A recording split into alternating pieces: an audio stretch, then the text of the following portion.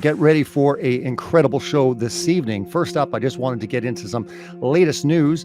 Did anyone see Biden speak? Was that a speech from hell? My goodness, man, the optics on that are just absolutely horrible. The memes are flying all through social media. It's absolutely hilarious to watch, but it's also incredibly sad. You start to see exactly where this rhetoric is going, how they're basically taking 80 million people and making them the enemy of the state. I fear for what's to come with all of the division. I've never seen a president basically label and declassify and dehumanize a group of people this large ever in the history of America. I'd go so far as to say that this is basically pinpointing certain parts in history where we've seen dictators rise, and this is the same rhetoric that they try. Now, we all know that Biden is out to lunch and he doesn't even know what time it is, but his handlers definitely do. They're writing his scripts. They're writing the teleprompter scripts for him. They're choosing the lighting. It's ominous. I'm telling you right now, 2022, things are going to heat up. There's no doubt getting into the midterms and so much more. But I want to talk right now about my special guest this evening. We go back a long time, and this is going to be an absolute fantastic testimony. I can just tell you. So buckle up. It is going to get incredible. Let's just start a little bit, just to give you a little background. Growing up in Edmonton, Alberta, Billy Connelly is the son of a fifth-generation undertaker. He had his first paranormal experience at the age of 8 at his family's funeral home. This profound experience sparked his interest in the paranormal and started his quest to find proof. Billy has been a well-respected researcher since 1996 and is recognized as one of the top in his field. Bill works very closely with spiritual advisors, religious organizations, and native elders. Throughout his nearly 30 years of research, he has captured some very compelling evidence. His straight talk and no-nonsense approach to investigating have many people dubbing him the name the Paranormal Bad Boy. He's also the previous owner of the world's first Paranormal Research Facility, the infamous Haunted Hinsdale House. Bill was one of the hosts on the paranormal television series, The Other Side, and he's got a lot more going on. Now, get ready, because this is a bio that was put together, I don't know, numerous years ago. Bill has changed. He's seen certain things that have transpired in his life, and let's just say he possibly has seen the light. Get ready to see the power of God, transformation, and so much more at a person that went really down the path in very, very dark places, messing around with spiritual entities, even getting into demonic entities. We're going to get into so much this evening. It is my pleasure to bring on Billy Connelly. Bill, you're there. I'm here. Bill, it's so good to have you on, man. It's been a long time. This is a long time overdue. Yeah, we've been trying to get this thing going here for probably a year or two. That's right. Well, like I said, everything happens for a reason, the right timing, and we're finally here at Revolution Radio. People are tuning in, intrigued to hear your story. I want to make sure that we get into it all. We've got 2 full hours. I want you to take your time and just start off, because you and I go back a long way, and we're going to have some probably funny stories to share during, throughout those years, especially the teasing. I was talking to someone actually just yesterday about how much you used to actually relentlessly tease me about being one of those Bible thumpers, and look what happens. You know what I mean? And also, meeting you through a radio station, and now I'm doing radio and you're on my show. How crazy is that? Right. So it's interesting how things turn out, but maybe just for, people tuning in, maybe you can just tell a little bit about yourself. Let's start, just growing up, because, maybe in a nutshell, people need to understand that you've had an incredible path, an incredible journey, and maybe we'll just talk about everything that transpired along the way. Let's start off with just, who's Bill? Where'd you grow up? What was it like growing up? Let's just hear your childhood. Well, I was born in Edmonton, Alberta, and I'm the oldest of 2. I have a younger brother, Sean, and I was born in 1970 to my mom and dad. My mom was an immigrant from Austria. She came to Canada with her parents after World War II. And my dad was born in Edmonton, and my dad's side of the family, they were all funeral directors, undertakers. So my great-grandfather started Connelly McKinley Funeral Homes in Edmonton, and my great-grandmother was the first female embalmer in North America.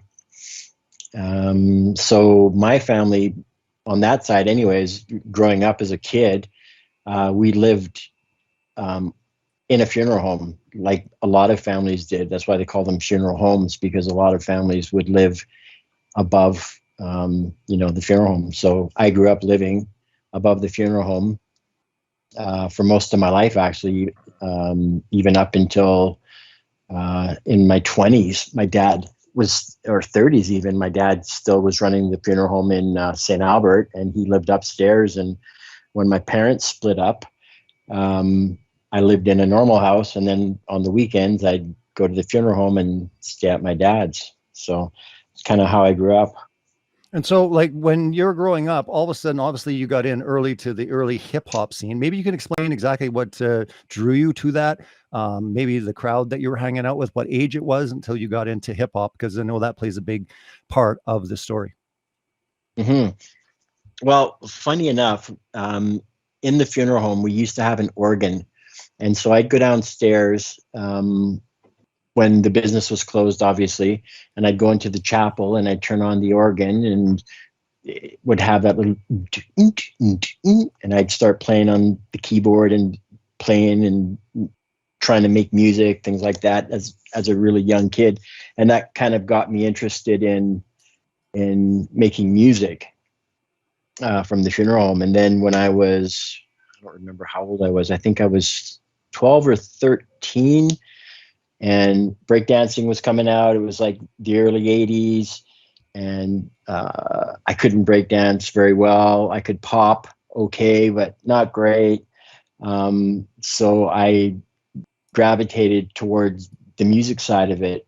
And back then, hip hop rap was not, there was one guy, there was one radio show. The guy's name was Teddy, and Teddy would have a rap show I think it was every Sunday. So we'd record it, and that would be literally our music. And when we'd go out and break dance or whatever, we'd be playing, cassette tapes from music that Teddy would bring in because Teddy originally was from New York, living in Edmonton.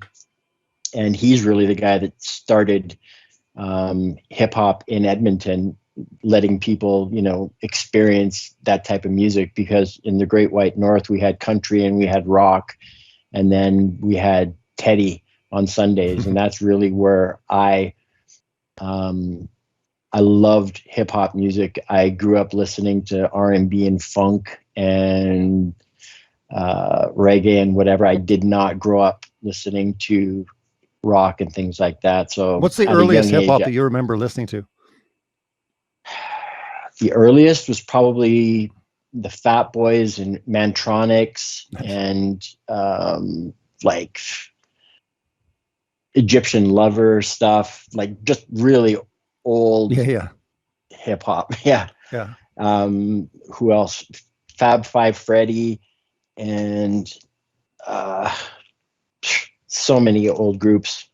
Yeah, no, I mean, it's going way back. I remember, when the breakdance scene hit in Ottawa, I got into it massively, where we were entering competitions. I mean, I had a group called Floor Masters. I entered competitions, not just with group, but also solo. My parents can definitely talk about the fact that I was, flipping on the lawn, trying to do all these like crazy things. Like, you're going to break your neck. So I remember that. And then obviously, as hip hop kind of formed, and then it moved into like more kind of funk and Bobby Brown and stuff. And I always kind of kept that. I was more on the dance side, even though I did have a little bit of rap inclinations. But so you go way back with that. All of a sudden it comes to Edmonton, and all of a sudden you say, hey, I want to take a stab at this. Or you're just like, hey, I kind of want to start rapping. How did that come about?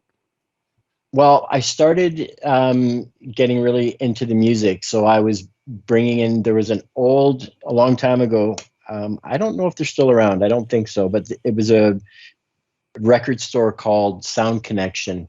And there was a guy there named Al that would bring in vinyl from New York and LA. Really, New York is the birthplace of hip hop. So most of the music was coming out of New York. And then LA kind of was the next big one. So, with NWA, I think really, and Ice-T and guys like that. King T, different groups like that coming out of the West Coast. So literally on the weekends, we'd go to the record store. He'd already have vinyl pulled aside, all the latest stuff, and we'd go there, and whatever money I had would get spent on records and tapes and whatnot. And then one day, a recording studio opened in West Edmonton Mall called Studio 82. And it was like a karaoke type thing. You could remember that place? I do remember it. Yeah. So I actually got a job working there, and I was rapping. It'd be like a backing track, right? You go in and just rap over it or sing over it. It was one of those type of things, right? Yeah. Yeah. And so I started drawing crowds on weekends, and then they hired me to work there as, just to mix. It pretty straightforward, simple job. But I realized that I could rap and I could write, and lyrically, I could things would just flow from me, from my brain to my pen. And before I knew it, I was writing these really elaborate rhymes, but I was still rapping over other people's beats. Yeah. And then finally, as a few years went by, then I started getting into, recording studios and getting noticed, and then getting studio time. And then being fortunate enough to go to Toronto and work with the biggest hip hop house out of Toronto called Beat Factory Productions. And they had guys like Michie Me, Rumble and Strong, the Dream Warriors. All those guys were recording through that studio. So one summer, I worked from, I think it was July and August, and then I went to Toronto with the money that I had, and I went and I recorded my first single, and I brought it back to Edmonton, and it got a lot of airplay, and really that was what got me noticed. The song? What was the song again? It's a good question. I don't remember the name of the song. It was just kind of like a demo you're kind of working on or whatever, right? Obviously, I know the other songs down the road, but I was just curious what the very first song was. Anyways, go ahead. The story. It's all good. Yeah, no. So I recorded that, and I brought it back, and the song blew up, and it was getting played on CJSR, which was the only hip hop station, or the only hip hop show around at the time, was on university on campus radio. And then I got picked up by a guy in Edmonton called Bally Campbell, and he had a recording studio as well. And he had sort of an open call for singers, rappers, whoever. There was like this big contest, and whoever won the contest could go and, record an album in the studio. And so there was hundreds of people that submitted their demo tapes. And so I submitted mine, and then it was whittled down to like, I think five different bands. And then we did sort of a live presentation for them. So we would, just to see what we were like on stage. And obviously, I mean, I was probably 14, 15 at the time, I think. But anyways, I killed it and got studio time, and really that's where everything started, was in Bally's basement. Oh, wow. So that's where it all began. And then, so when you started kind of recording, what was your process through that?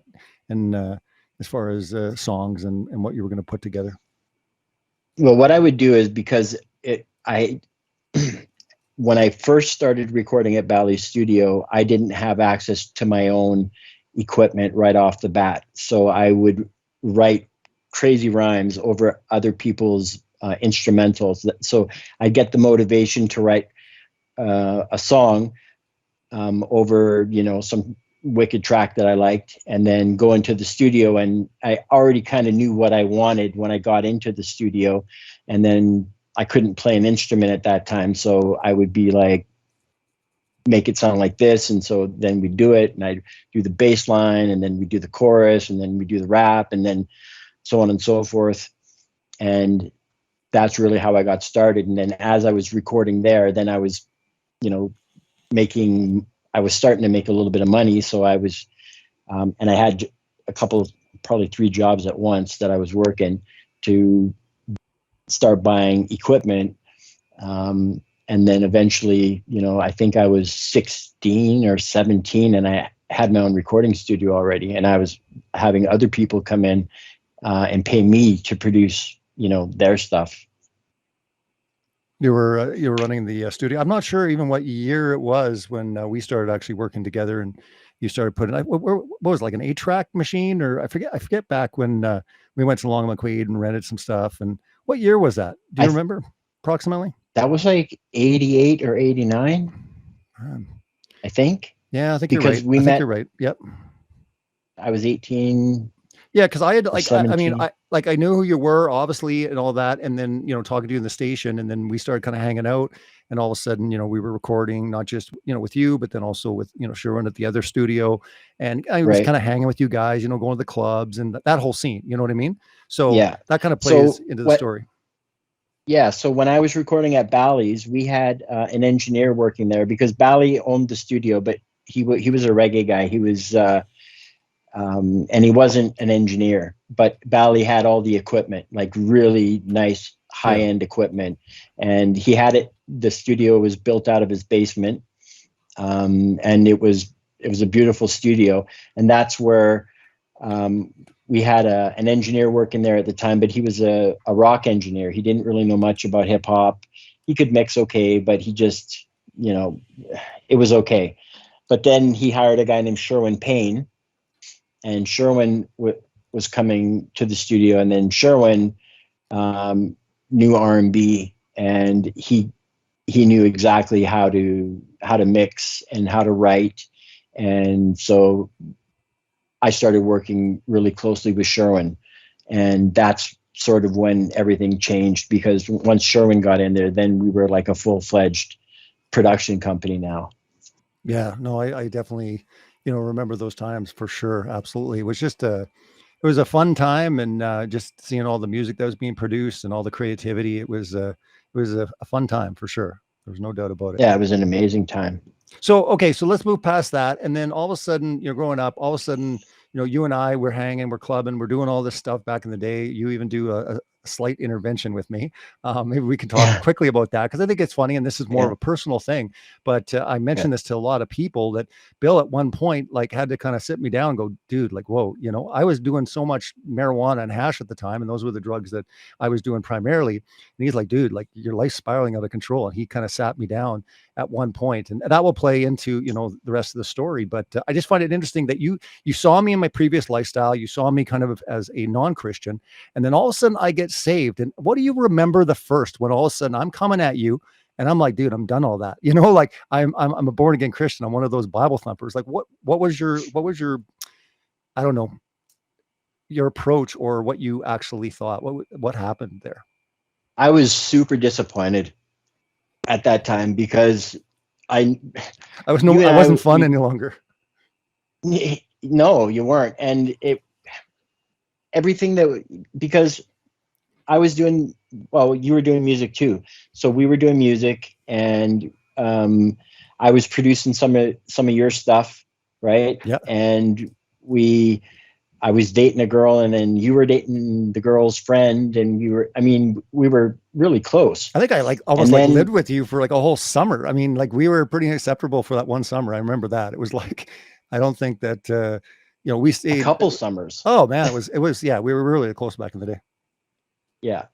So, yeah. And then when you became a Christian, I didn't understand it, because, I was brought up Catholic, but a born again Christian, that to me was like Ned Flanders. Yeah. I couldn't wrap my head around it, from the guy that you were. Yeah. Like we were very similar, and to just all of a sudden one day, when I had that little intervention with you, and I'm like, Robbie, what's going on, dude? You got to take a good hard look at yourself. And then you did. And all of a sudden, you're a Christian. Well, And the I didn't ironic get thing it. about that is like normal interventions when someone does it, I mean, you're like, yeah, yeah, yeah. And you kind of go off and do your own thing anyway. So I would say that I'm like, probably in your story, a lot of people were coming in saying, hey, Bill, but it's hard when you're in that position to listen to any good advice, right? You're just like, yeah, whatever, Yeah. it's my life. I'll do what I want. Right. And I think that plays into it as well. But yeah, I mean, it was short time after that. Maybe it was like maybe a year or so after that when, my transformation took place. But I just remember, when all of a sudden we would start kind of hanging out, you'd be like, "Yo, Jesus," and you'd be like, doing the raps, and you're teasing me. You were doing that, but it wasn't overboard. I always explain to people it wasn't so much cruel, and I could put up with it because, Bill, here's the truth. I had done that to people in the past. I mentioned this in my testimony. Even when I got baptized, I told people I used to make Christian girls cry because I thought it was so ridiculous that they would wait before marriage to have sex. Or, oh, what do you mean you don't swear? Come on, say F word. Come on, say F word. You know what I mean? Like I Yeah. broke a couple of girls down. No joke. It was interesting because when I did get saved, I did realize, and I actually approached one of the girls that was going to one of the churches in Sherwood Park, and she said, "It's okay. I was praying for you." So it was like I went to kind of apologize when I located her, and she said, "We were, praying for you." So it's interesting to find out after the fact. But I say this because the teasing, I did that. So when I got that from you and other people, and many people, Bill, you weren't the only one that would tease me Mhm. relentlessly. I did it. It was like something that I had to go through because God was reminding me. He's like, dude, you did the same thing. They don't Yeah. understand. Forgive them for they know not what they do. And that's kind of what I had to do. Right. And I don't remember teasing you to the point of it being cruel. Like, I No, don't remember that, you didn't. but it was just like, because we were such good friends and we were so close and we had so much in common. And then all of a sudden we had nothing in common Yeah, I hear because you. everything that I liked, I was still doing.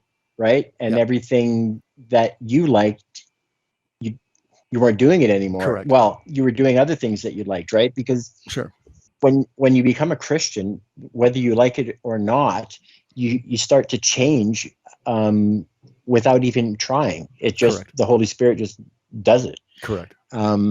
So I didn't get that, right.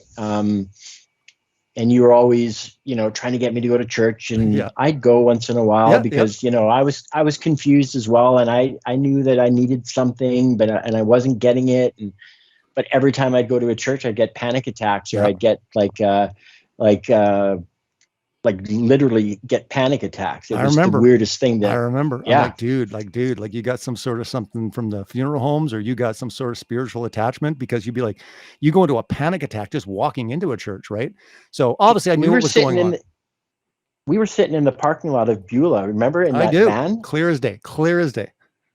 Yeah. Yeah. And I was having a panic attack, I'll never and forget it though, and was just, I mentioned this story to someone just a few days ago, and I said I'll never forget. There was one time you were sitting there, and you said, "Dude, you don't understand. God cannot forgive me because I've been so bad. I've done such horrible things." And I said, "Bill, yes, He can, right?" But there was one of the things one time that you had said, "There's no way He could forgive someone like me." You know what I mean? I had done such rotten, yeah. horrible things in my life, and I was like, "Dude, like that's not the truth at all." Yeah, so but Right. all through this time, so obviously we drift apart.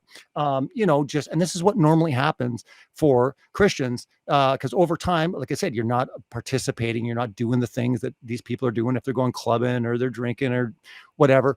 All I'm saying is, there was this bond with you and I, and God, really laid it on my heart to like never give up on you. We would go like a year, 2 years, or whatever, but all the time it was always like, hey, Bill, check in on you. How are things? What's up? Yeah. Doing all your businesses, and maybe you can kind of just briefly go through there until you get to the paranormal stuff. But I mean, you were operating certain businesses. You had like a doom buggy business and other things that you've done, in your life. Mhm. And then maybe you can kind of talk real quickly about leading into the fascination and basically making it your career where you were going to start talking to spirits of the dead. Right. Well, that all started from being in the funeral home and just experiencing things that I couldn't explain.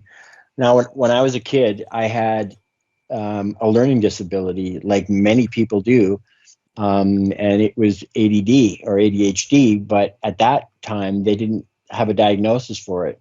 So really what they had to do with me, because I was so disruptive in class, was they literally put a box around me with a slit in the front so that I could see the teacher and the teacher could see me, but so that I couldn't interact with any other kids. Dang, a box? They It was put a box horrible. over top of you? Yeah, Dang. Well, I mean, around that's pretty me. horrible, but it's better than medication, in my opinion. But that's insane, dude. I've never even heard of a box being put around Yeah, someone with a slit in it so you could concentrate. Wow. yeah.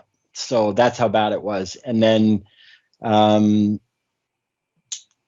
the very first time I saw something really messed up, I was playing on the organ in the chapel, and earlier in the day, um, because I always was fascinated on how people died, right? So I'd ask my dad, and I'd say, "Dad, how'd this guy die?" And his smart ass response was always, "His heart stopped." So, but there was this one that I remember, because he was young. He was like in his teens, and I guess he was in Jasper skiing. He was in one of those little Volkswagen camping vans, and it snowed, and the pilot light went out, and he was asphyxiated, and he died. And so I already knew that, that this poor kid was, in the room down the hall from where I was playing my music. So, anyways, I shut the organ off and I turned the lights off in the chapel, and I'm walking past there, and the lights on. I'm like, uh-oh, like I think maybe there's visitations going on, and I was just singing and playing crazy music in the chapel, and this guy's got family there. So when I look in the door, my jaw drops because I'm looking at the back of the guy that's in the casket.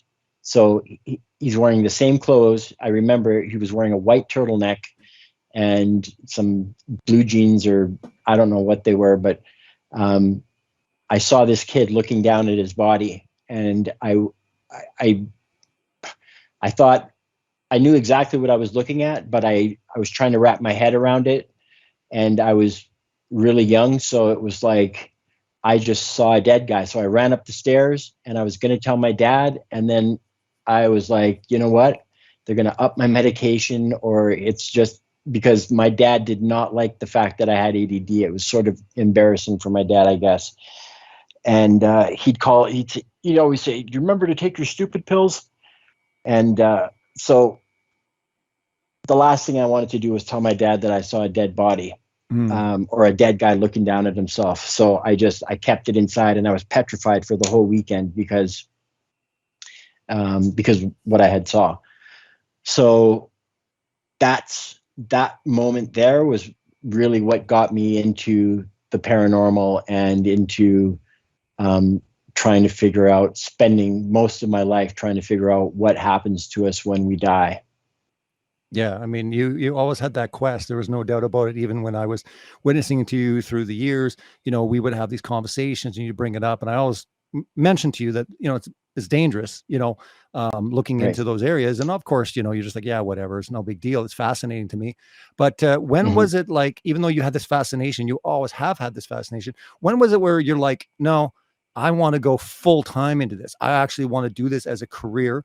I want to do this and because anything that you basically put your mind to, Bill, you excelled at. You did incredibly well. So now you're going to go into this, and whatever I put my mind to, I'm going to do really well, right? I'm going to go into it hardcore, and I'm going to learn everything about this industry, the paranormal. What was it that instigated you? Because this is quite a few years later that all Right. of a sudden you started to do this. You were running your business, man. You're running stuff. You're doing stuff. Then all of a sudden, next thing you know, I find out. I mean, I remember I was with I think I was with Kevin at the time, and I'm like, what the heck? I had like seen a clipping or something like that. I'm like, he's actually doing this on a TV show, right? And I was like, because Yeah. I hadn't talked to you in years, and I was just like, oh my goodness. And I remember Kevin was like, what the heck is he thinking, man? Does he not understand how Yeah. dangerous this is for him? But anyways, continue on. Maybe explain what was it that got you to that point where you're like, I am jumping into this 110%. This is my entire focus. Kind of like me, putting God and God's word 100% of my life.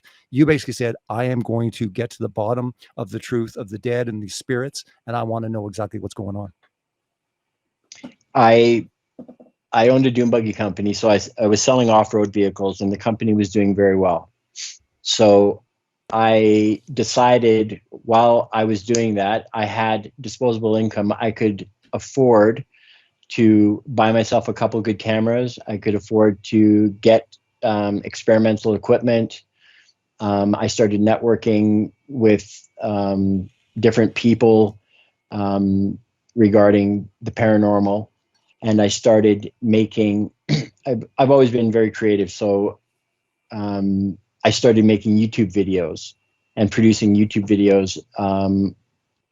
I gave myself the screen name or the stage name Paranormal, sort of a play on paranormal. And I knew that for whatever reason, I could capture amazing stuff so good you'd think it was faked. And it never was. So because I had access to the funeral home, I had access to all the graveyards because I knew the priests, I knew the caretakers of the graveyards just from, my dad in the funeral business. So when I had my dune buggy company, I set up a little paranormal team with the guys that worked for me. So I had my mechanic, who was my camera guy. I had my other mechanic who was helping me investigate. And I had my sales guy who was on the show with me as well, Todd. And so I had this group that I had put together. And that's really what got me started was the YouTube videos. And then I got a call a couple of years later from a woman named Jenna. I don't think of her name now. Anyways, I can't think of her name at the moment. But she calls me and she pitched an idea to me. She was on a TV show called Degrassi.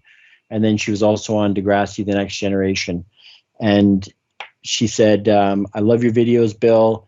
I want to do I want to pitch a paranormal show, but I want it from an Aboriginal, because she's First Nations. She wanted to do it with an Aboriginal twist to it. And I was like, yeah, that's awesome. Because I had been approached by Discovery, and History Channel approached me at one point too, to do these pilots, but it was the same thing as Ghost Hunters.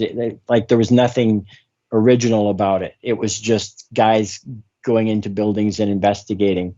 And I really liked the spiritual aspect of, the First Nations and how they sort of approach it and what, their belief system. And I thought that it would be a new take on something really old, right? So I said, yeah, let's do it. And a year after we spoke, it got green lit, and we started filming. I think it was the May long weekend all the way into August or September, and we shot season 1 of The Other Side. And so where were the locations you shot for season 1? Season 1 was mostly in Saskatchewan, but then we also did Drumheller. Okay, yeah. Because I knew that the Atlas mines were supposedly really haunted, so I had gone there, did a couple pre-interviews, and pitched that location to production, and they said, yeah, let's do that one too. So we did Saskatchewan, and then we did the one in Alberta. Okay. So basically you get involved in the show. Now it's kind of, you're going strong. What was the experience like for the first season? Like, what was your mindset like? What were you encountering? Was there anything that was kind of like obviously intriguing, but like, were you fearful, or you basically had no fear? I'd just like to know your state of mind, through this process. Well, during this process of me going and doing the paranormal, something happened, and I can't put my finger on exactly when this thing happened to me, but I started to change. I wasn't acting like myself. I was being, I almost want to say, like, looking back at it now, I know what it was, but I started changing, and I started using drugs. And so during season 1, And this is the first time that you've ever done drugs in your life. Yeah. Okay. I never did drugs before that. All right. And why I would start doing drugs at that age is beyond me. But I was, the Because you're drugs well made into me your late feel, 30s at this point, right? Wouldn't that be like mid yeah, I was to about late 30s? 40? 40. About 40, yeah.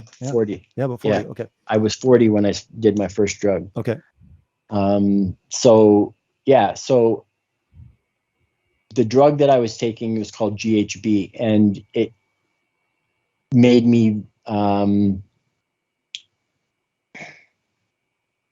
didn't have fear. I had no fear. Okay. So when I was doing investigations, I was very confident, very self-confident, almost to the point of arrogance, because I knew that I was good at what I did. Mhm. And for whatever reason, I would get amazing captures and amazing footage.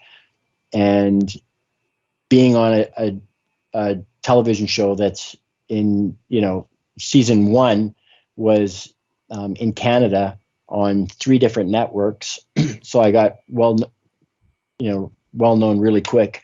And during that time, I also bought a house in New York called the Hinsdale House that I turned into a paranormal research facility.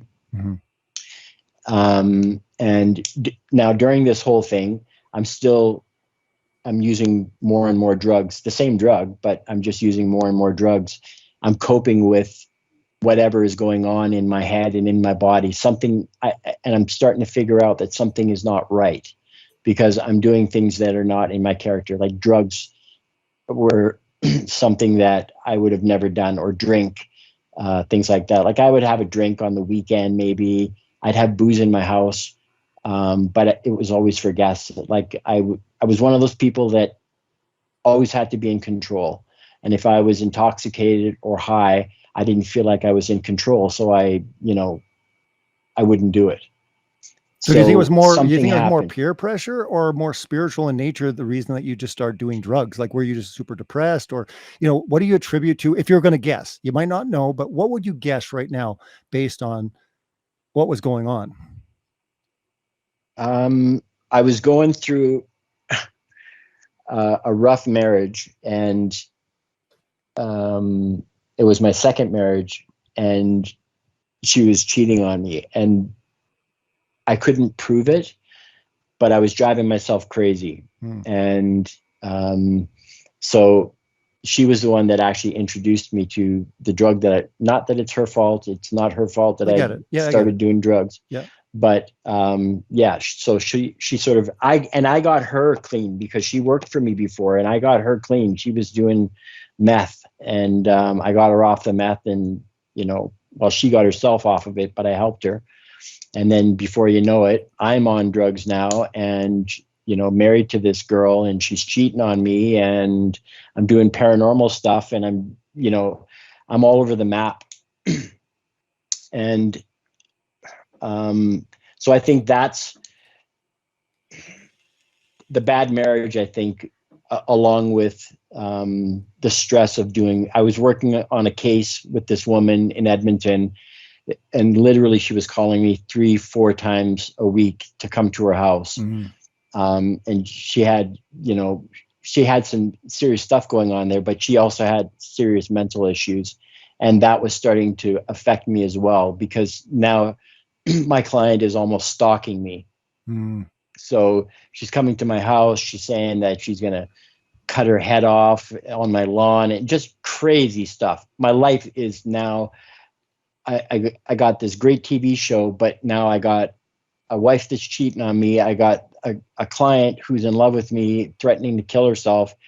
I got this house in New York. I'm high on drugs. My son is living with me now, and everything was just happening way too fast. Mm. And I couldn't take it, and I think that's really what started, like, the paranormal thing really started to get to me, because I'd go home And now, I'd walk into the kitchen and the light would turn on by itself. And then I'd, take a whiz and the toilet would flush by itself. Mm. It's like very obvious things are going on. And I don't know what to do. I'm in way over my head. And now the season 1 wraps up, and all of a sudden, because you went into season 2, correct? Right. Correct. So all of a sudden now you're kind of renewing, you're like, yeah, we're picking this up. Let's go for another season. Now, what's your headspace like going into season 2? Now, season 2, I get a call back from, her name's Jennifer Podemski. That's the executive producer of the show. I get a call from Jennifer, and I told Jennifer, I said, listen, I'm struggling with substance abuse right now. I'm sober. I got myself sober for season 2. And I went and I did season 2. And season 2 was worse than season 1 as far as the paranormal stuff went. I mean, that's where I want to go. That's where I really want to go deep into, because I think with the listening audience and just the dangers around the occult, you being on the front lines of this can definitely, because some people are saying, oh, those ghost hunters, it's all fake. Yeah, sure, there might be some fake stuff and they might embellish certain things, but there is a real reality of a spiritual nature going on in the world. And being on the front lines of it and toying with this, it definitely can have consequences. So I think this is an important part to discuss different spirits, or one in particular that really started to wreak havoc on your life. Yeah. Well, there was one in particular. He called himself Lucifer. And I said, you're not Lucifer. I'm not dealing with the devil. I'm just going to call you Lucky. And so I would call him Lucky. It turns out that Lucky was the closest thing to the devil that I've ever experienced. He followed me throughout season 1. He followed me throughout season 2. He takes up a lot of airtime on the episodes because he's constantly interfering with other investigations that we're on. I'm not understanding why he's now at this time. I don't think did he lie at first though? Maybe I'm mistaken. Yeah. Didn't he tell you that he was something other than what he was at first, and then he basically came up with the truth later? He told me that he was Lucifer, and then it turns out that his name was Robert. And he was he was some high up in government in Saskatchewan. And he told me when he went, the year he was born. I asked him what the last year he remembered was. He told me that he would be 100% honest. So he gave us all this information and we checked it all, and it all checked out. So there's no way that we could have faked any of this stuff. Now, is this through like a Ouija board, or how is he communicating initially? I'm using something called a K2. Okay. So it's blinking lights. So What I would do is I developed a system where I would spell out the alphabet. So I'd go A, B, C, D, and as soon as I would hit the letter, he would light the light up. Okay. So LMNO, P, Q, R, and then when I get to R, he'd light it up. So I'd go R, O, B, E, R, T, and then his last name and his date of birth. And so that's how we were communicating. Okay. Mm-hmm. So I was doing the alphabet and he was doing the lights. So that happened. Now, during my breaks, and this is something that I've never told anyone before, now I'm telling everyone, but I would start noticing things with myself, changes in myself. So if we shoot for 3 days, then we'd be off for 3 days. Shoot for 3 days, off for 3 days. And during my off time, I would start doing things that were completely out of character for me, like drink. I was never a drinker, but I started drinking. I would look up pornography on the internet that was completely not what I was into. Mm-hmm. And it didn't make any sense to me. So I'd catch myself doing these really weird things. And that's when I knew that something was wrong, because that's when I started reaching out and asked, I need help with this. I need help with this. Please, somebody, I need an elder. I need a Catholic priest. I need something, because I'm being attacked. Okay. And it's not this thing that was fun and, a cool hobby that turned into a really cool job that paid me good. It was completely backfiring on me. Everything started to just go downhill really fast. I went from having a great job and having a great family, good life, money, to literally couch surfing, being high or drunk, and being around people that were Satanists, people that were people that I normally would never hang out with. Now I'm sort of in these circles, and my life's falling apart. Based on obviously the crowd and just the interest of what you're into. Let's just go back real quick here, because I don't want to miss this point. When you said that Lucky started like falling around to different sites and messing with stuff, you said, from season 1 to season 2. Maybe you can kind of explain a little bit about what that looked like, and then also what was the most horrifying thing that happened with Lucky on the show? Well, Lucky physically attacked the guy that was on the show with me, Jeff Richards. He physically attacked him. He scratched him, 3 great big scratch marks across his neck. And then, was it instigated? Like what was happening for that to take place? He just scratched him. Okay. Yeah. Yeah.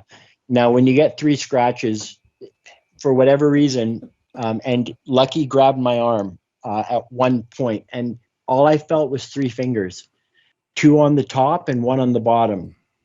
And every time I would get scratched or Jeff would get scratched, there would always be 3 marks, and you wouldn't feel the scratch right away. You'd feel heat.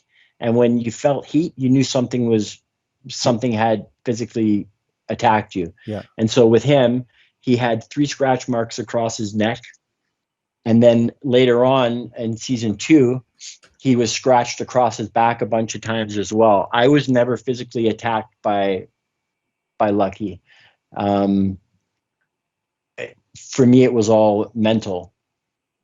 And I remember season 2 is when it started to get really bad. I went back to the hotel room, and I was plugging in all my camera gear and getting the batteries charged and everything because production had their equipment, but I also had my own handheld equipment, my meters, all my ghost hunting equipment, everything like that.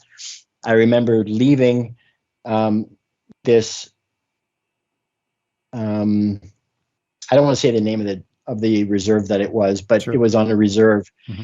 And I remember the smell of sulfur was so strong, and I was getting changed in it's an old pawn shop, and it's kind of in a trailer, and the reserve is a really poor reserve, and you can tell that it's the building that we're in it's really bad. And during the day when we were investigating in there, this spirit was coming through, and it was saying "Sika, Sika," which means kill or murder in an old native language. So, anyways, I'm about to go into a sweat lodge, and I smell sulfur, and all of a sudden, the trailer that I'm in, just this huge bang in the room that I'm in, just boom. The loudest bang, it scared the heck out of me. Anyways, I run out of there. I've got my shorts on, and I'm like, did one of you guys just hit the wall? And they're like, no, there's nobody there. And so I said, well, something just hit the wall, and it stinks like sulfur, like rotten fish and sulfur. It's horrible. Anyways, I get back to my hotel room, and all the power goes out in my room. I'm in a hotel, so that's physically impossible. The guy told me it's impossible for power to go out in only your room.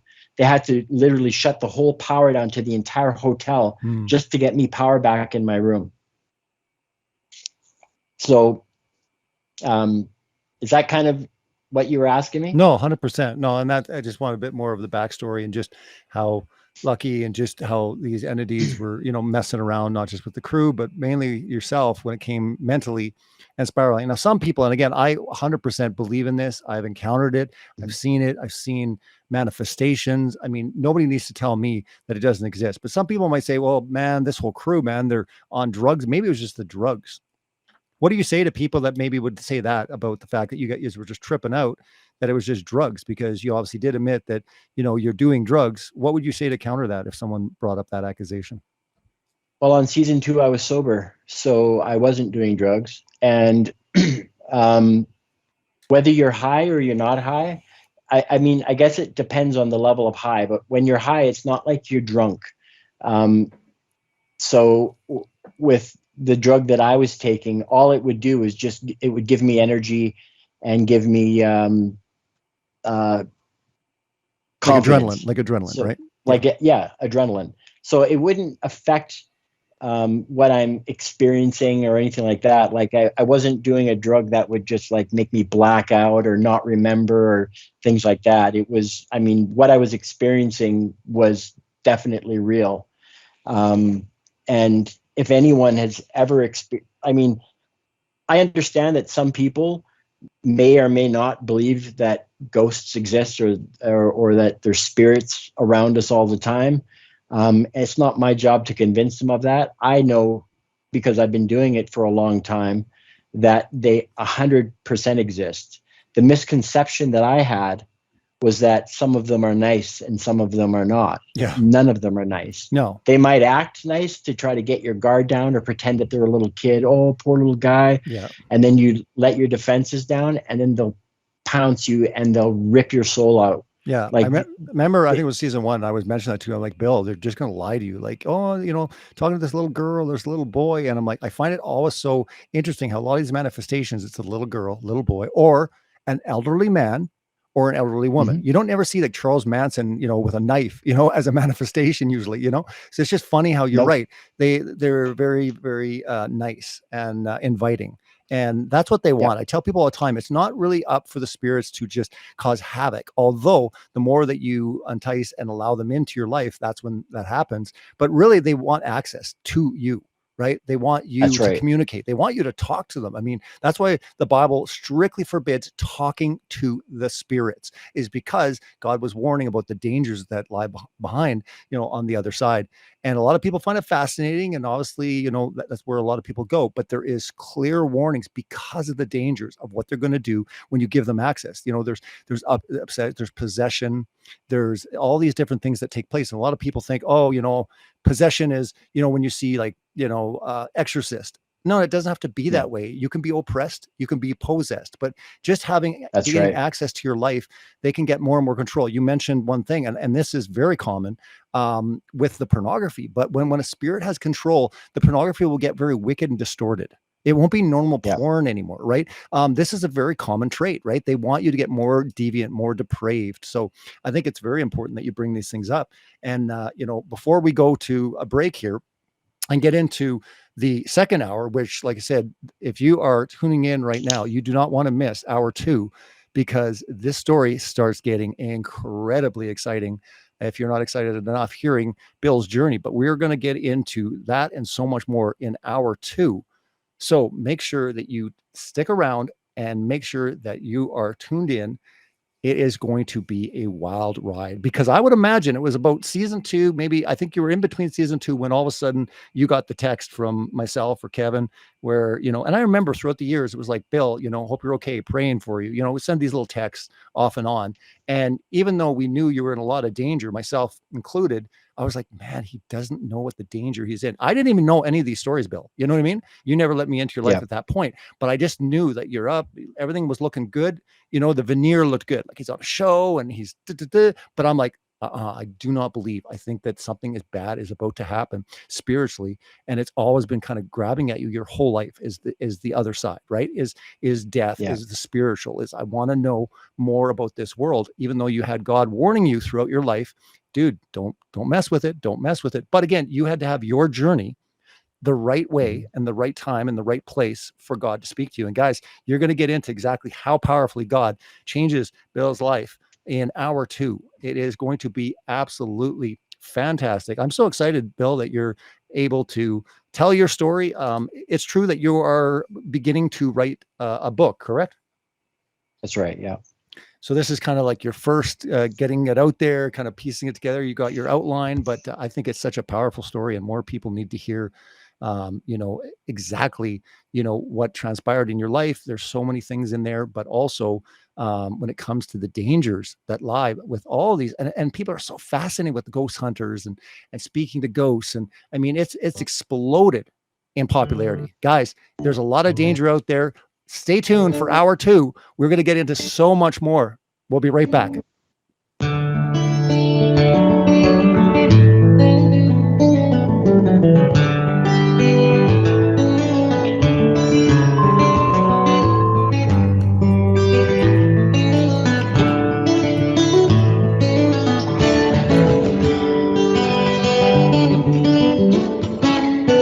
You're listening to Revolution Radio at freedomslips.com. We'll be right back after this message.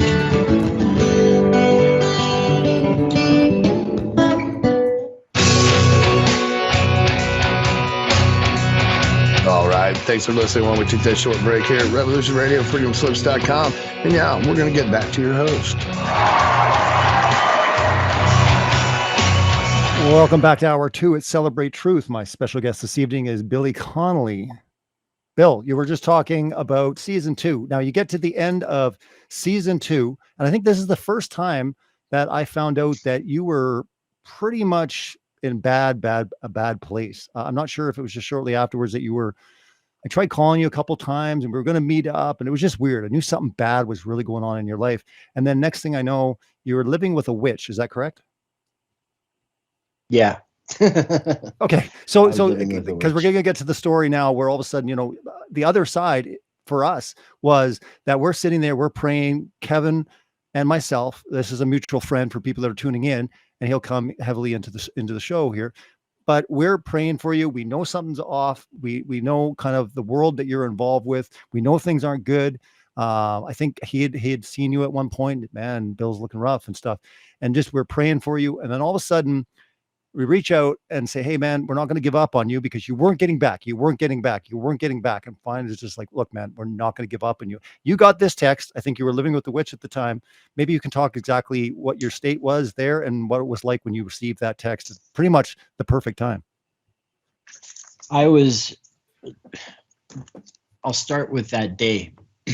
The day consisted of, as soon as the liquor store opened, I went to the liquor store and I bought a bottle of rum. I brought it back to the house and I was drinking some rum, and the girl that I was staying with wanted to watch some of my season 2. So we started watching some episodes and stuff, and I said, and then I started telling her, I'm like, listen, I need help. Like, and I was asking her for help, and I had been asking other people for help. I need help. I need a priest. I need an elder. I need a shaman. I need somebody because I have something attached to me that's not going away, and I can't handle it, and my life is spiraling out of control. I'm not living with this girl. I'm literally imposing on her. I'm sleeping in the basement or sleeping in her room. It was not a good situation. So at this point, you weren't doing any drugs, but you were drinking. I was drinking. Okay. So, because I couldn't afford drugs, right? Like I literally was tapped out. So if I could go to the liquor store, and she probably bought the booze for me. I don't remember. But anyways, as I'm asking her out and I'm telling her, I need help, there's just this blank look on her face, like, what am I supposed to do for you? And then I get a text message from you and Kevin one of you saying, "I'll never give up on you, Bill." And it was divine intervention. And I hit the call button, and I called, and I said, "I'm in a rough spot." And literally you guys were there within an hour. Yeah, that just worked out so And crazily too. Just our schedules and everything. We were just like, let's go there right now. And we were both free. It just worked out amazing. yeah. And so we prayed, and at this point, I'm willing to try anything. I know that the devil exists, so there must be a God. And so you guys picked me up, and we prayed, and I figured it would just be, like all the other times that I prayed, nothing's happened, and you guys, Kevin said, "I'm going to take you to the ADAC detox place in Edmonton." And I didn't even know that detox places existed, because this whole thing was all new to me. Drugs and alcohol and addiction. I knew nothing about it. So the next day, Kevin, I spend part of the morning with Kevin because he works at a shelter. And so I stayed at the shelter with him, and I'm drying out. I've got no booze, so I've got the shakes. I'm feeling like crap, like it's really bad. And he brings me to the ADAC building, and so I apply to get in because it's a 1 week dry out thing, I guess. And they said, "Yeah, you can come in." And so Kevin says, "Bill, can we pray just one more time for you before you go in?" And I'm like, "Yes, please, let's pray." So we prayed, and I asked Jesus to come into my heart. And I said bye to Kevin, and I said, "I'll see you in a week." And he says, "Yeah, I'll see you in a week. Good luck." I go inside. I strip down, take my filthy clothes off that I've probably been in for 2 weeks. I have a shower. I put on like scrubs, hospital scrubs, I guess.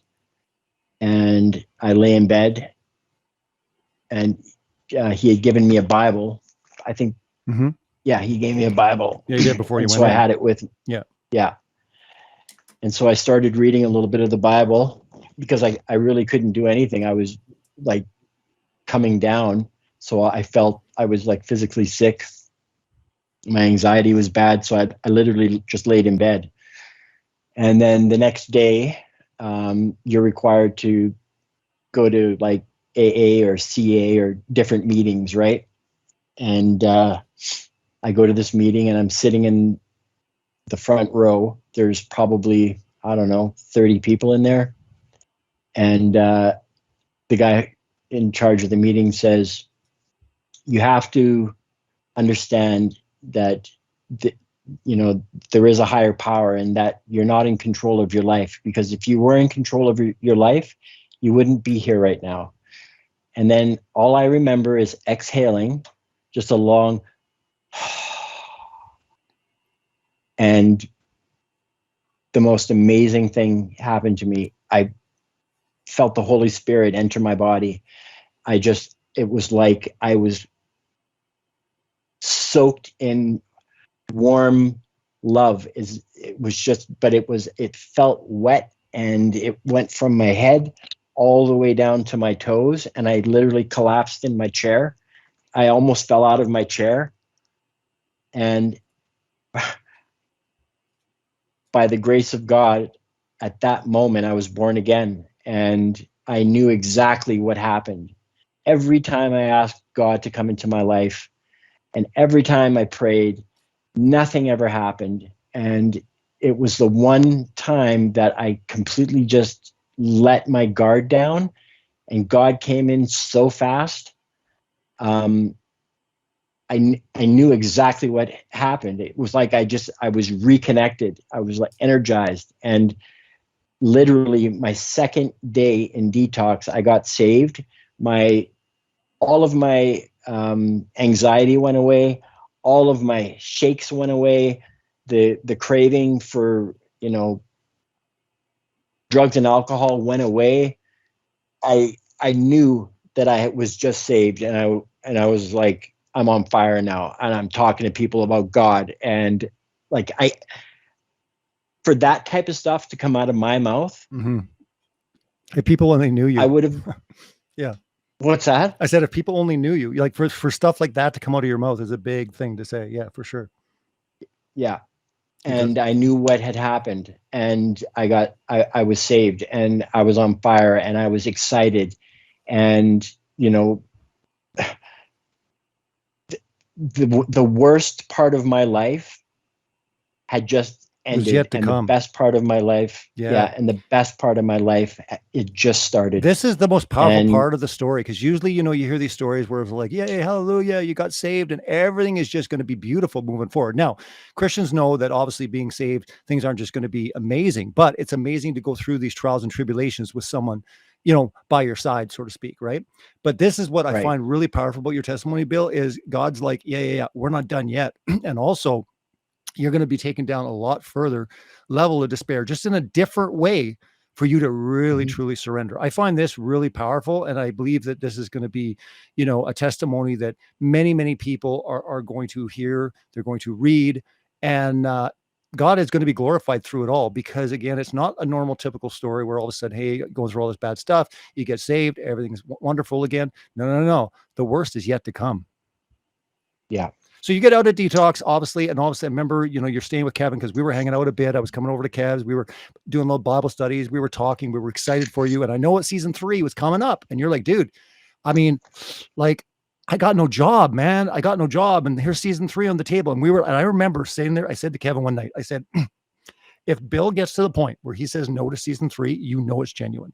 Because I knew it would be so hard for someone to say no to something. Because even at the time you were toying with it, because you're like, look, I'll go back to season 3 and I'll be a good influence, right? I'll be the Christian on the show. And I mean, you had all these aspirations, but we're like, Bill, I just don't know if it works that way, right?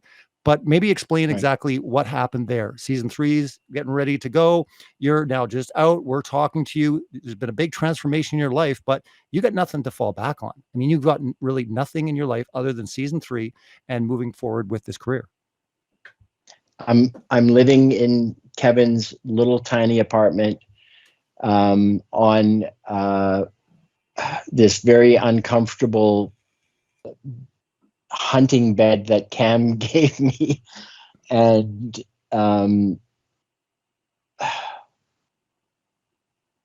where do I even start? I'm saved and I'm excited. But season 3 has been the one thing that I've been looking forward to. It's like season 3, okay, I'm going to make a bunch of money and I'll be able to get back onto my feet and I'll be Christian and I can do it the right way. And I get the call from Jennifer again for season 3. We're greenlit. You good to go? And I said, no, I can't.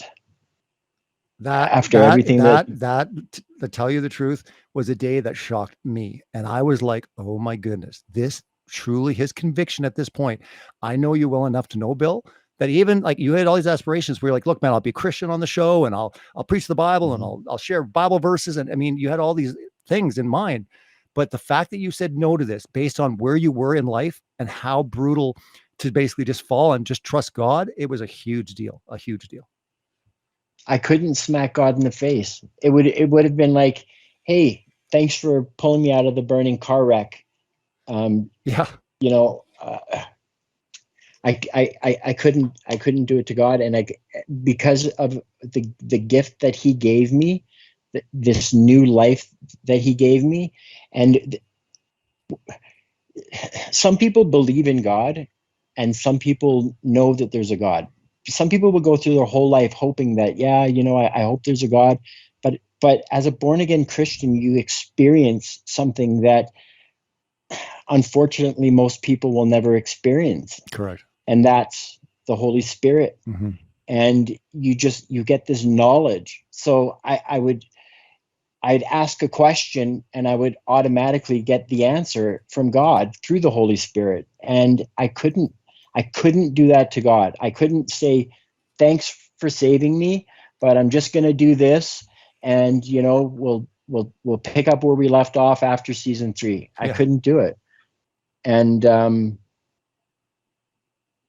I don't regret it at all. I mean, I miss the excitement that the job used to give me, you know, and but now that I know what it is, I don't have a reason to do it anymore. I know what happens when we die. I know what I'm dealing with on the other side, and none of it's good.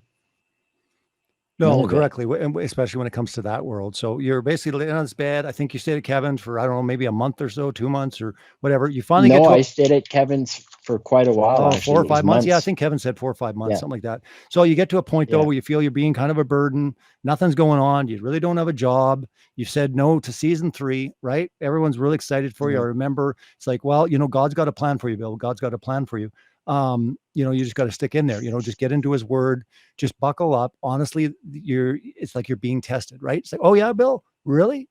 Is this really sincere for you? What if I take away everything? You know what I mean? Are you willing to stay faithful? Anyways, so you get to a point where you feel like you're kind of being a burden and you take off. You're just like, I'm just out of here. Right. I don't even know if you said bye or whatever. Maybe you did, but you just. I did. Okay. You said bye. I got to get out of here. And then explain what happens next. Well, things were getting weird. Obviously, I'm not contributing financially. He has his son there who's a big kid, and he eats a lot of food, and I eat a lot of food, and Kevin eats a lot of food. And I remember we went to Costco one day. I'm pretty sure Kevin spent like $800. I don't know how much it was, but it was a lot of money. And I felt useless there, and I felt like if I didn't, well, I get it. You don't really have, friendship, you have no job. I mean, I get it, right? After, you know, multiple months where you're really not doing anything, you know, as a man, right? You just start to deteriorate in that sense, emotionally, psychologically. Even though you've got this newfound relationship and you're born again, you're still like, yeah, but, you know, it even says in the Bible, it says you got to work, right? If you want to eat, sort of thing. So like working, especially being a man, you want to be a provider. You want this. Also, you want to be an example, you know, for your children as well. Yeah. So staying at his place, I knew that I couldn't stay there for much longer because it's going to affect our friendship, and I need to do something. So what I decided to do was go out and relapse. And that relapse lasted, I think, for that summer. And this is relapse with alcohol or with drugs or both? Both. Okay. Because I wasn't taking care of my mental health. What I really needed to do, if I had been thinking clearly, was I should have just gone and seen a psychiatrist or something like that, because I had no motivation. I was saved. And so I was experiencing all these new things, and I slipped, and I wanted to hang out with some of my old friends, and I did, and I relapsed. And that relapse lasted the summer. And then there I am back where I started, but now I'm a Christian couch surfer, and I'm you know, I'm better off than I was the first time. But now I've got to make a decision. What am I going to do? And rather than just, you know, do what I wanted to do, I asked God, and God said, call your sister. And I called my sister, and she said, are you ready for help? And I said, yeah, I'm ready for help. And so the girl that I relapsed with, actually, she's still one of my best friends. She's sober now. But she drove me to Airdrie, where my sister was. I stayed at my sister's for a week. And then I went to Calgary, to this place called the Calgary Dream Center. And it's a Christian-run program. So no, is that something I never found out this part of the story. Did you choose that? Your sister? Why did you specifically choose a Christian, you know, center versus just a regular center? Like, was that a part of the story? I'm just curious on that. My sister says, well, you've got this place, there's this place, there's this place, and then there's this religious place. Okay. And I said, I'll take the religious place. Gotcha. Because, you know, I knew that God had a plan for me, and God's plan was not for me to overdose or to die from, you know, whatever. He didn't save me just to save me. He saved me because he's got something in store for me. Correct. And the last time I saw you, we were actually talking about how I lived 4 blocks away from a church, and then I lived 2 blocks away from a church, and then I literally lived across the parking lot from a church, and now I'm living in a facility in a church. Correct. There's a church in this building, and it's an old hotel, and the church used to be a strip club, and they turned it into a church. Yeah. So now I'm sober again. I'm going to a great church with a lot of great people, and I'm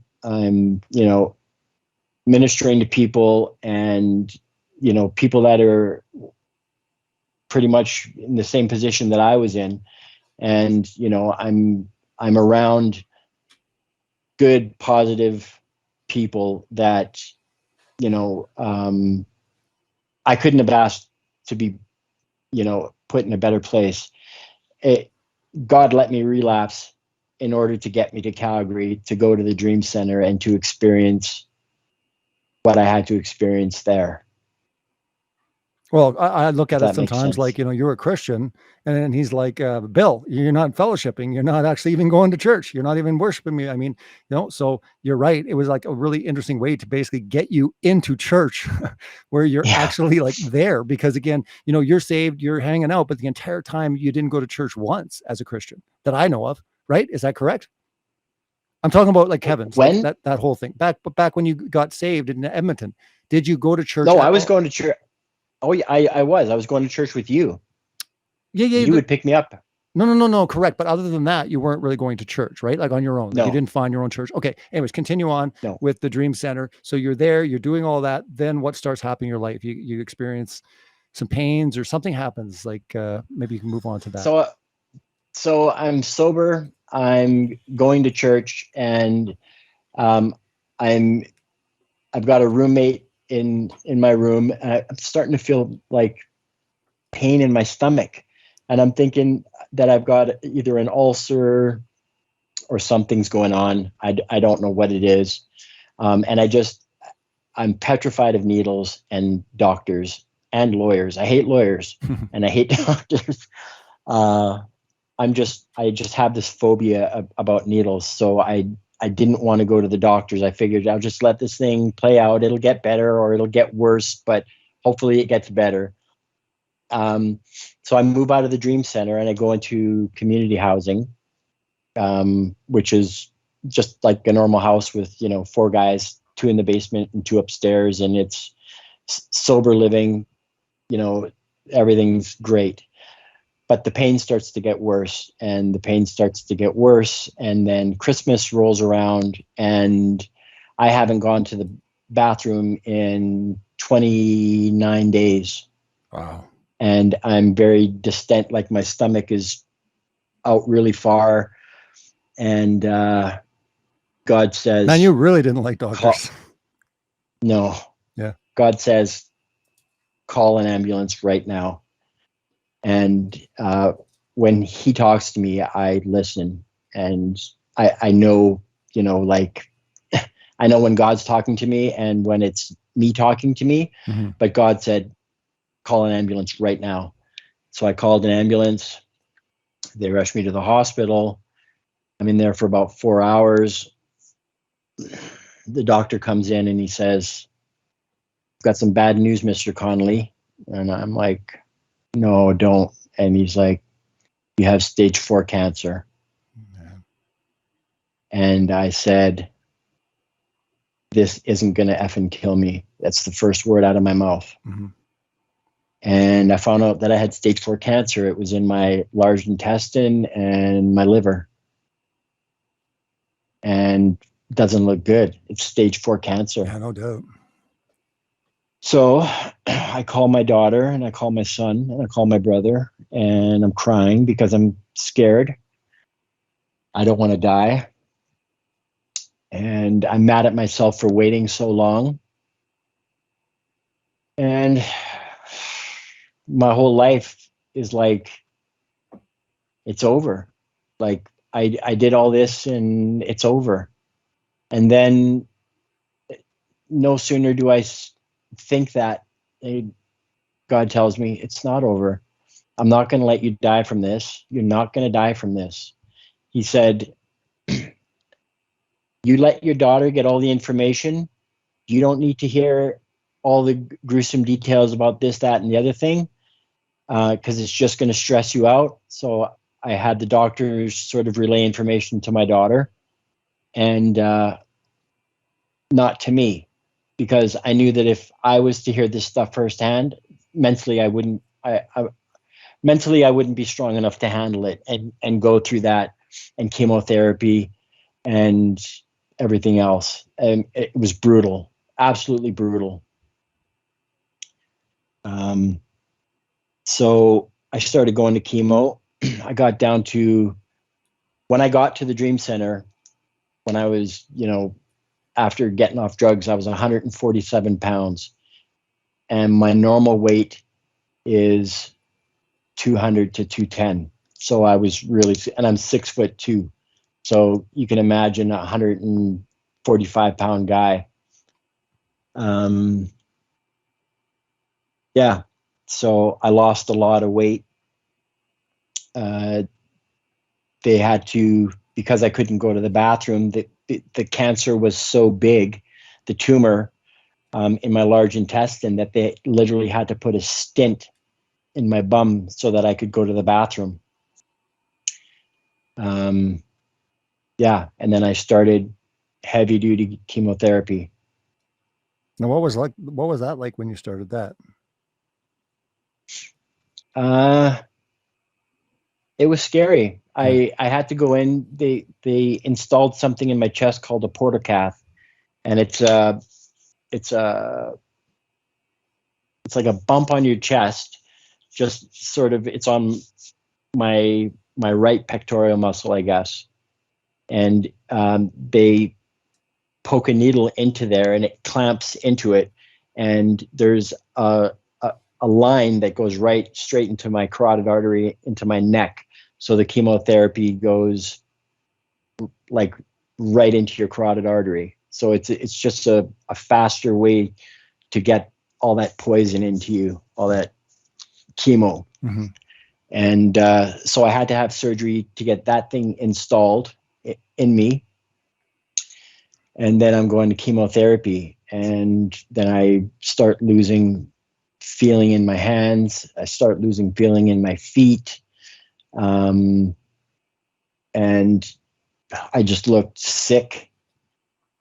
But through that whole process, by the grace of God, I was never sad. I was never worried about dying. And that throughout my entire life has been my biggest fear, was death. And now I'm looking at it in the face, and God told me I wasn't going to die from it. And I mean, when God tells you you're going to survive stage 4 cancer,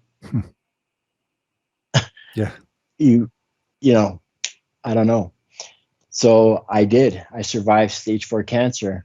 They removed half my liver, and they removed part of my large intestine. So now I have a colonoscopy bag, but I was just checked a couple months ago. I'm cancer free, so they can reverse the colonoscopy, so I can go to the bathroom the normal way, hopefully soon. Yeah. So I literally, I couldn't have gotten through it by myself. If I hadn't experienced God and God hadn't saved me, I'd be dead. I would be dead, because mentally I wouldn't have been able to handle it, because everybody wants to think that they're strong and they're this and they're that. But when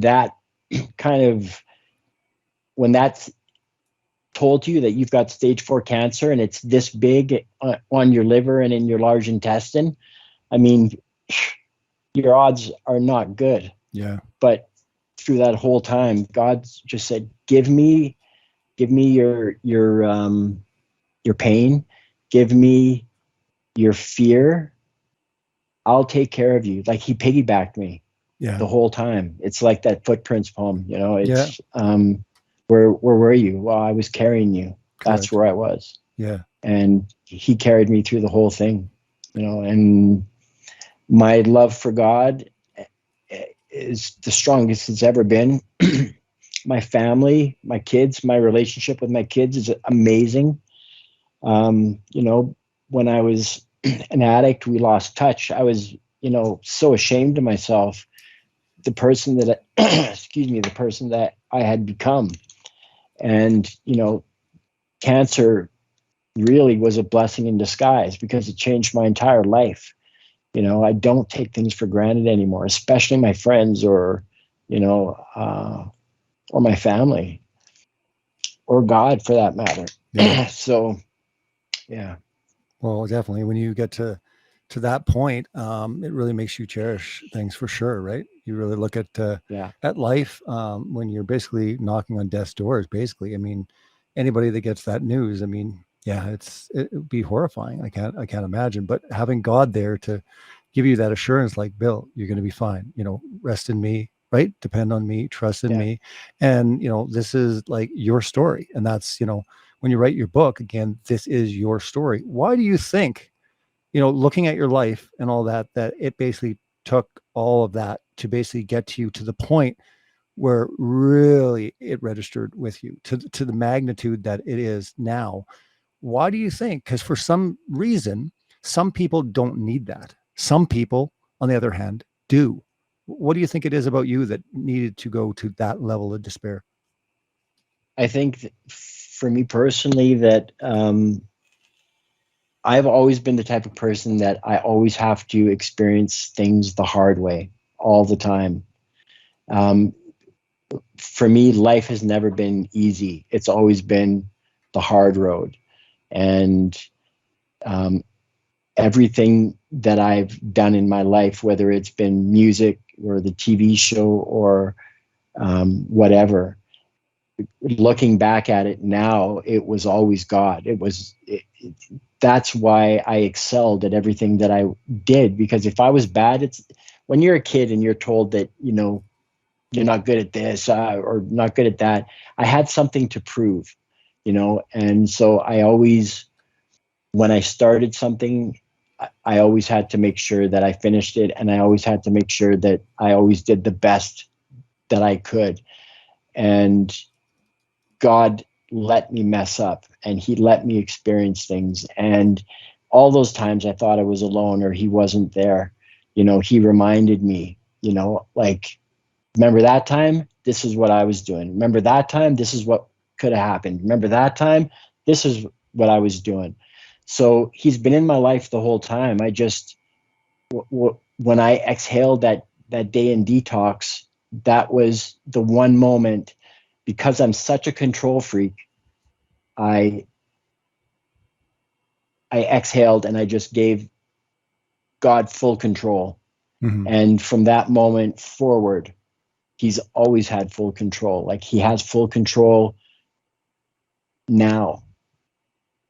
Yeah, well, it's a full surrender. I mean, I tell people all the time, it's not just about, accepting Jesus in your heart, whatever that means, in the sense that it's not even something that's scriptural, but really it comes down to a full surrender. It's really making him king, number one in your life. And for a lot of people, that's really hard to do. And the implications of that are pretty insane if you think about it. To put something absolutely number one, you're forsaking everything else, right? Yeah. Including your Yeah. own family, right? And that alone Mm-hmm. is hard for some people to understand, especially if they're into power or money or fame or whatever. To lay it down or be willing to lay it down, honestly, in your heart. A lot of people can't. That's why it says that it's harder for a rich man to get into heaven, than a camel to go through an eye of a needle. Just saying the fact that it will be very hard. One of the guys that approaches Jesus says, I want to follow you. He says, great, go and sell all your belongings and come and follow me. And he couldn't do it, right? Because that was Yeah. the cost. Yeah. And I'm not saying that God calls that for everyone, but you need to be in your heart understanding that you're fully surrendering. You're saying, I can't do it anymore, God.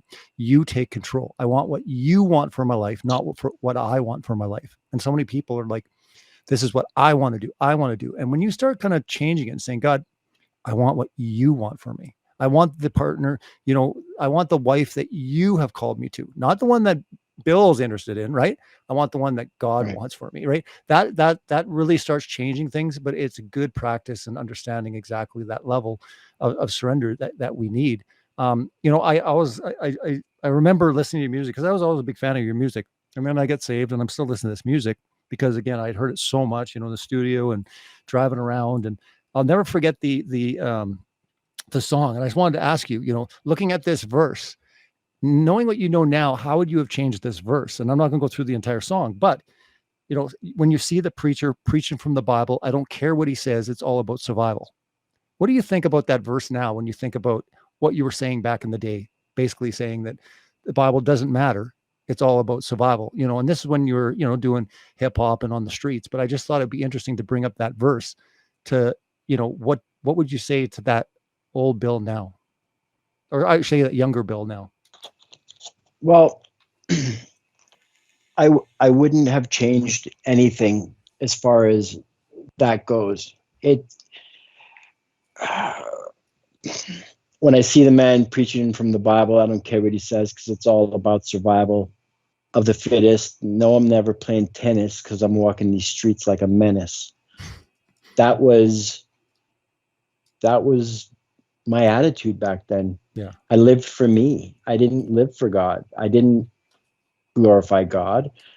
It was all about Bill and how great I was and who I could impress or what great thing I could do next. It was a narcissistic, ignorant kid. As an adult, if I hadn't experienced the Holy Spirit, if I hadn't been saved, I don't know what kind of a person I'd be, to be honest with you, because I've changed so much. I never ever thought I was a bad person. As far as, I thought I'd be bad at that, God wouldn't let me into his club, but I never thought, like that my parents would ever not be proud of me or, but it was always about me. And now it's all about God. So back to your question, I wouldn't have changed anything. But it's nice that I can be reminded of how I used to be and who I can aspire to become. Yeah, just to me, it's interesting, like even with that mindset that, of all the lyrics that you chose, and don't get me wrong, I wrote horrible lyrics back in the day and I've gone through and analyzed a lot of different hip hop and I'm sure I could have the same discussion with them. But the fact of the matter was that it was part of the rap. I don't care what he says about anything in the Bible, right? There's a preacher preaching from the Bible. Basically, at that point, you already had a disdain for whether it was the Bible, whether it was religion, whether it was Christianity. But the very fact, that's my point, Bill, is don't you see how there's just this ingrained hatred almost for God and his book, even when you're not even fully aware of it? You're just writing these lyrics. And you're like, yeah, whatever. I'm just writing these lyrics. They're cool. Why would Bible have come out? You weren't even, into the Bible, but yet you were dismissing it. See, that's what I'm saying it's interesting. Yeah, no, exactly. And that's part of how my writing process was as well, because I remember you and I talked, this was probably 20 years ago when we talked about this. And it was how my lyrics just come into my head. Yeah. Right. Yeah, because correct. I would take a pen and and it would almost be like remote viewing or something. And the words would just come out and I would just start writing them. And it was like, I didn't even have to think about it. It was just I was just taking notes from Correct. whoever was telling me whatever it was. Right. There was a line in one of my songs where I said, because in the basement's where the demon dwells. Yeah. And my basement was my recording studio, and that was me, the demon. Yeah. Right. And so looking back at it, I can see that I did have, demonic attachments. I think a lot of people have demonic attachments, and that goes back to even the whole paranormal thing. When I'm talking to this Harold guy and he's giving me his date of birth and this, that, and the other thing, I don't believe that I'm talking to Harold. I believe that I'm talking to the demon that was attached to Harold while he was in his human form. Sure. I don't know. Yeah, I mean But that's the thing. I mean, the Bible's clear, and it says that they're lying spirits, and that no human, when they die, can communicate, at all. I mean, that's really clear in the Bible. But again, they love to lie and yeah, deceive and say these stories. But at the end of the day, they're just lying demons, really. I mean, evil spirits, and they're just full all of they it. want to do is kill you and take you away from God. That's all they want to do. Correct. They Yeah. don't care. And I mean, when It's you get just the into numbers. Yeah, and when you get into it, it's like one demon, say that's on somebody's back, is talking to another demon that's on someone's back. That's how, people are like, oh my goodness, but they knew things about my life. Yeah, because you got a demon following you around your life, and they're just communicating. So of course they're just saying, hey, dude, guess what? This guy did this, back in the past. Yeah. There are family generational spirits, and I do believe from an early The age you sins of have our this. fathers. Correct. No, 100%. And there's generational spirits, and even being in the business that your family was, funeral homes and death and all that. I mean, it's very common to hear, these stories. So it's just interesting. If you go back even to your lyrics, they were playing a part of your life early on and you didn't even know. You know what I mean? They were, Yeah. influencing your music and all that. It was very benign at that point. It was very, but again, as your life progressed, but again, God had a plan through it all. And I find it intriguing how, when you were ashamed or when you were backing away, even at the the latest stages or whatever, I think God was like, Bill, you got to kind of do this alone, because Kevin and I really weren't part of your life for those. You did tell me, you're in the hospital, I remember, and cancer, and praying for you, dude, and stuff, but it's not like we were talking a lot, right? But it was almost like that whole period of time, it was like God was just saying, you've got to kind of do this, you and me, right, Bill? Right? You and me, Yeah. we're doing this together, sort of thing. And I find it very intriguing part of your story, getting into exactly what would you say for people that are tuning in and listening, watching later here on YouTube. Where do you think that God has you for the next phase of your life? Obviously, I think you have a tremendous ability to counsel, to minister to people that you can relate to, or they can relate to you, in the sense that you share the same stories. Not a lot of people can do that, but I definitely think that obviously God has a huge plan for your life. And again, we don't know what that looks like, but we know that your story is part of that powerful witness that many people are going to hear. And a lot of those people are probably going to share similar stories. Yeah.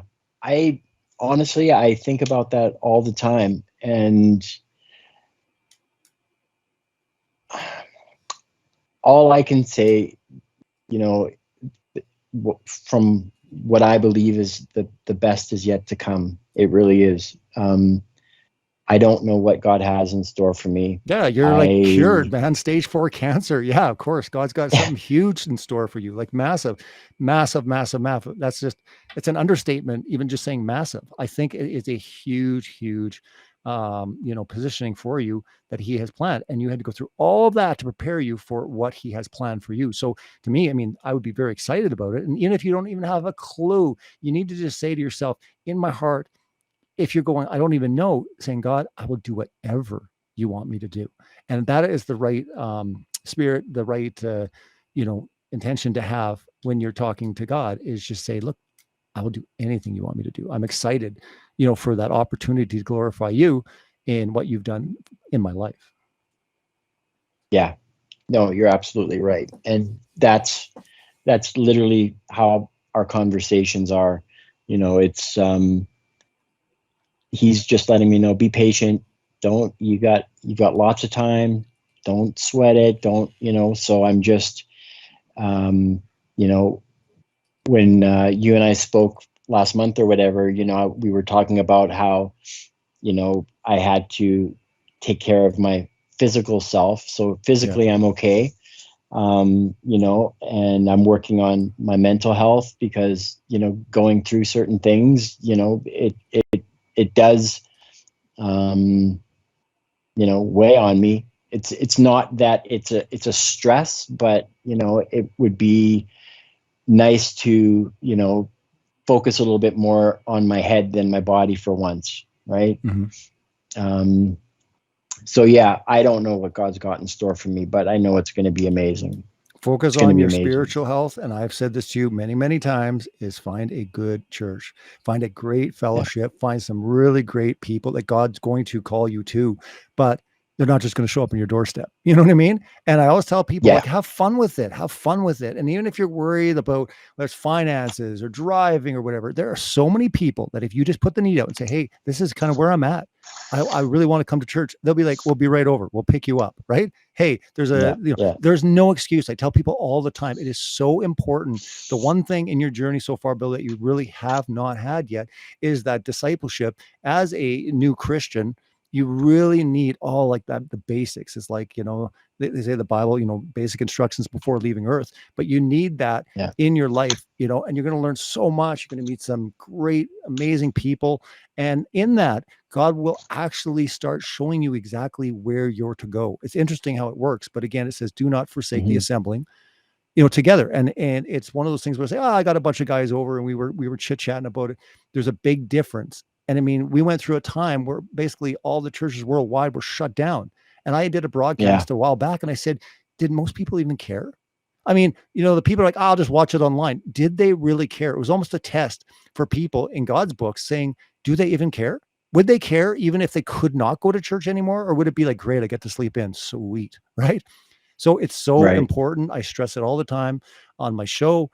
I tell people it is critically important. And all you need to do is pray and say, God, help me, lead me to the right church, start church hopping, have fun with it. But it is so important. I always tell people, like, it is impossible to be a strong Christian solo. You can't. God didn't create us to be strong Christians by ourselves. We can't do it. We can't do it. We need other people. And it's not just talking to someone or watching something online. God has an entire family or an entire group in that phase of your life that is going to take you to that next level. So when you say, where am I going to be? I have no idea. What does God have in store for me? Maybe God's saying, Billy, the next phase is preparing you for that task. But again, that task doesn't come yet until you go through this part with me, right? And really start going deep and start learning. And again, it won't be where you're kind of going there, gritting your teeth, like pulling your arm. It will be something that you will love. You will not want to miss. That's where God will really change your heart and show you, like, this is what you were missing. And now I have that for you. So I really encourage you, Bill, like, to really seek that out. I'm going to bug you each time we talk. I'll be like, Bill, did you do it? I do it to everyone because I just know how important it is, right? Especially in the beginning stages where there's so much exciting stuff coming in your life.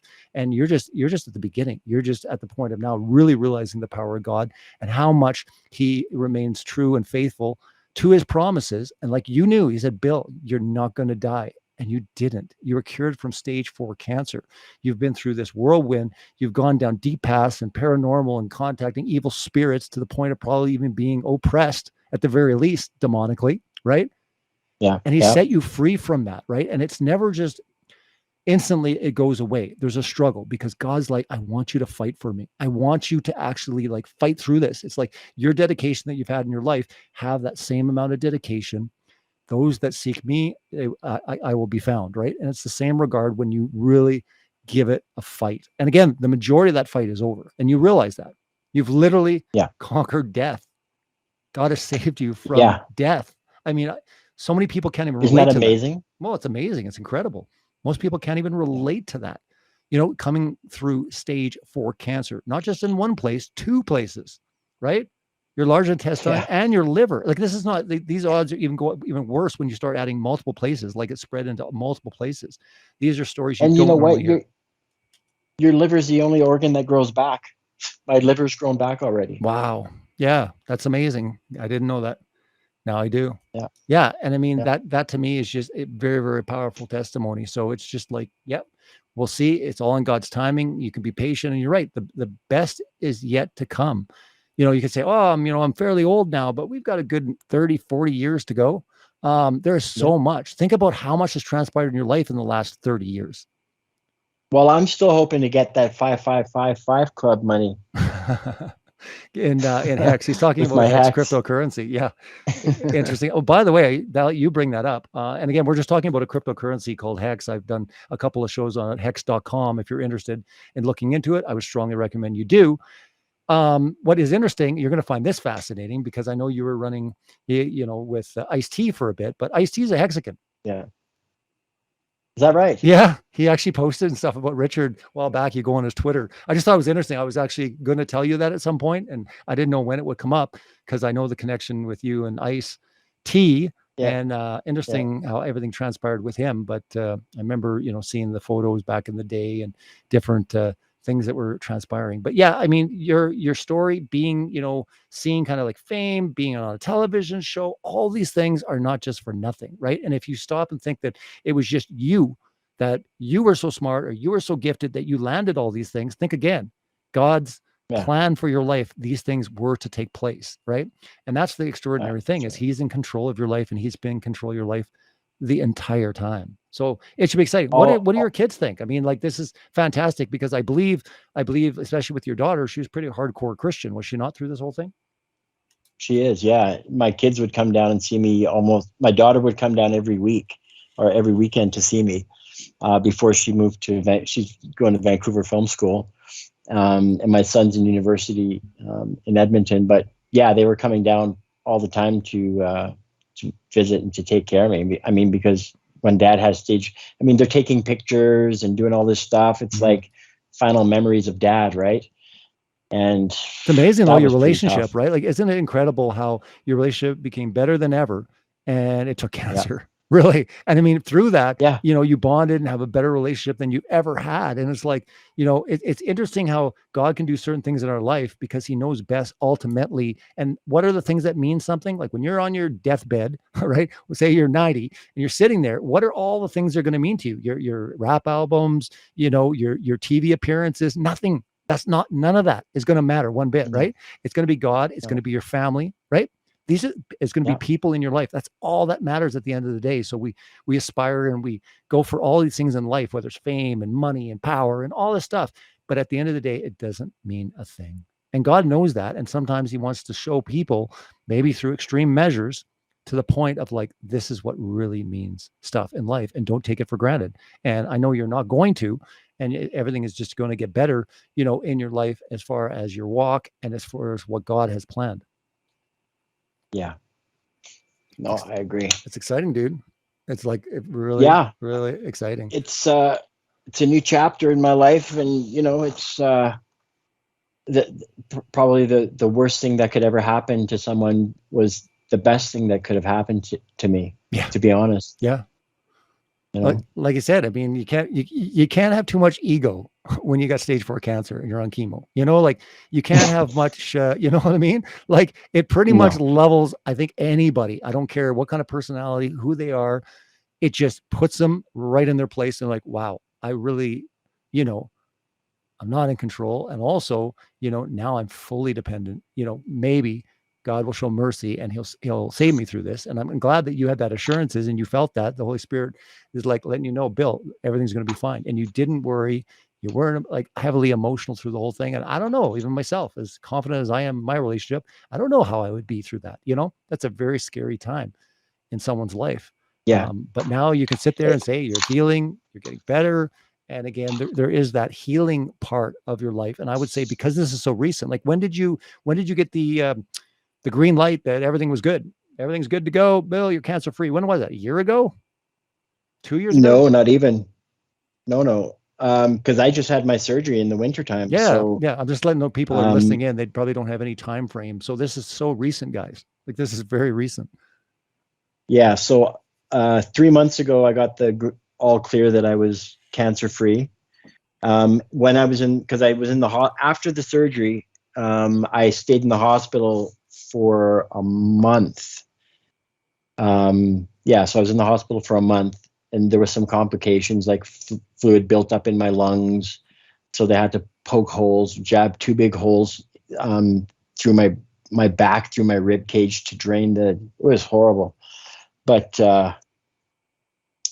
so literally 3 months ago, I got the green light that it's gone. And I just I can't be afraid to go to the doctors anymore. If God forbid, no doubt, yeah, something happens, I'm going to be very preemptive and go there. And I mean, it's still not over with. I still have my portacath installed that has to come out. Yeah. And I still have to have the surgery again. but I mean, I'm alive, and I'm not just alive. I'm thriving. Like I'm doing great. I'm healthy. I've got my weight back on. I'm a little fat, awesome. but that's okay.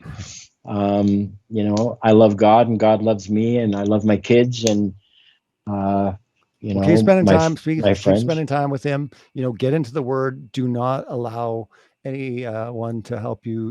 In that regard, don't forsake. Reading the Bible. I can't stress that enough. If you're not going to church, if you haven't got to that point yet, at the very least, read a chapter a day and just stick to it. Say, this is like a discipline. I'm going to do it, because again, that will start strengthening you spiritually. Remember, we're talking about therapy when it comes to emotional, psychological, spiritually. This is the way you are really going to start not just healing, not just surviving, but thriving.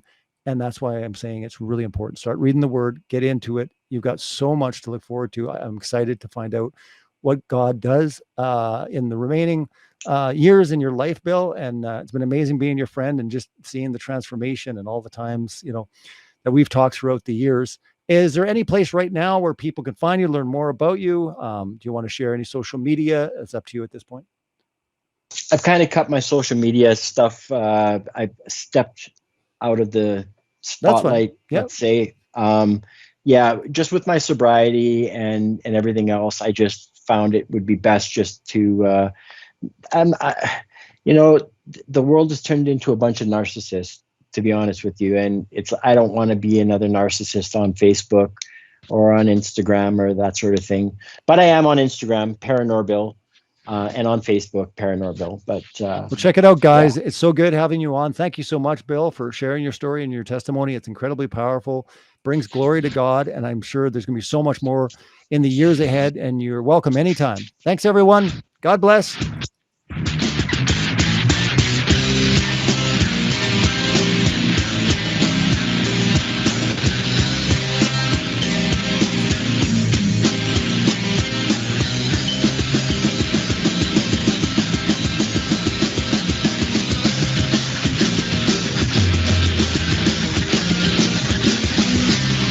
Listening to Revolution Radio.